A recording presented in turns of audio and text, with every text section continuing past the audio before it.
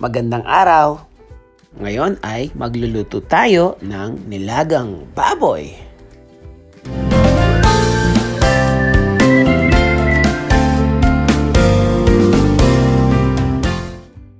Naging busy lang last week kaya hindi ako nakapag-upload ng video. Luto dito, luto doon, but it feels so good.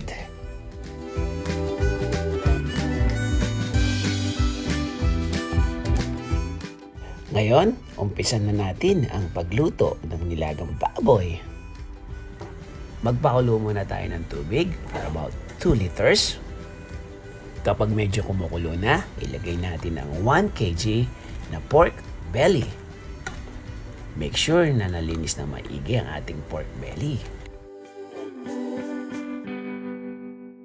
Maghiwa ng 1 medium size ng sibuyas.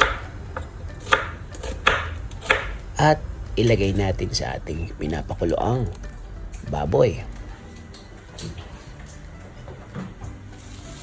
Maglagay ng 1 tablespoon na salt o asin. 1 tablespoon na peppercorn.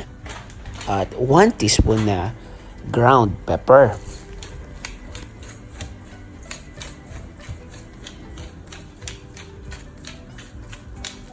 Takpan muna natin at hayaan natin kumulo.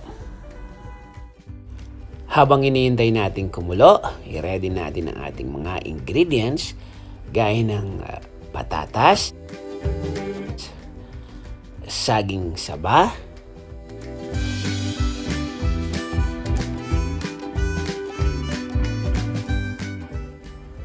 ang ating baguio beans,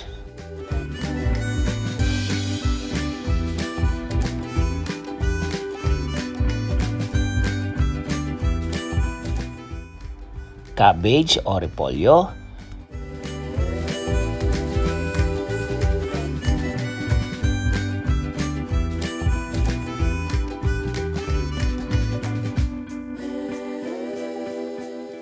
at pechay baguio o tinatawag na Chinese cabbage. Kapag kumukulo na ang ating baboy, ilagay na natin ang ating patatas. Just make sure na nahugasan na maigi ang lahat ng gulay.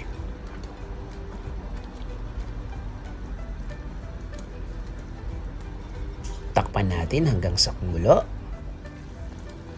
Kapag kumukulo na, isunod natin ang ating baguio beans.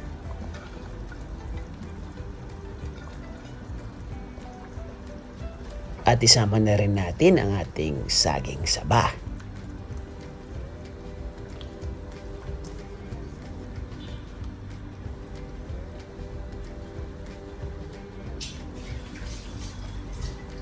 Takpan muli hanggang sa kumulo.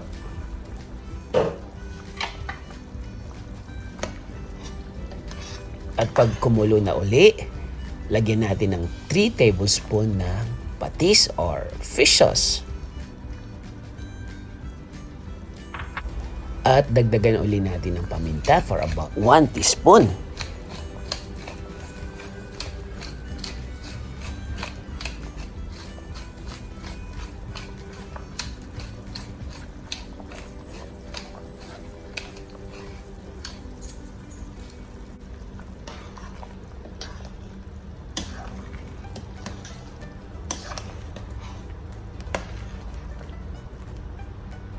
Tikman natin kung pwede na.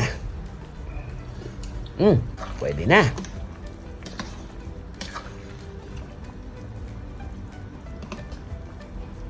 Check natin ang patatas kung medyo malambot na. At isunod natin ang cabbage.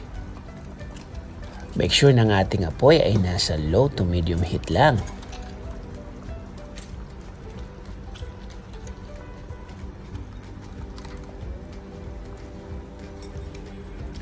Pakuluan ng bahagya bago isunod ang pechay baguio or tinatawag na Chinese cabbage.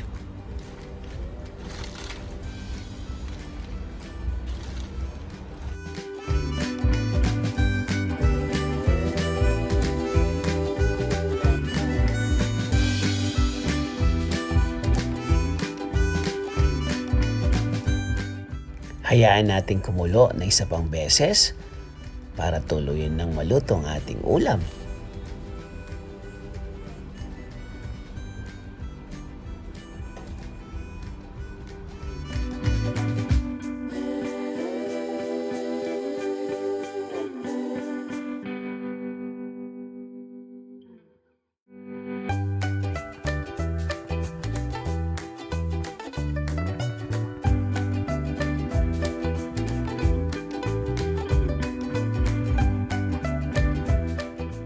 Presenting ang ating nilagang baboy.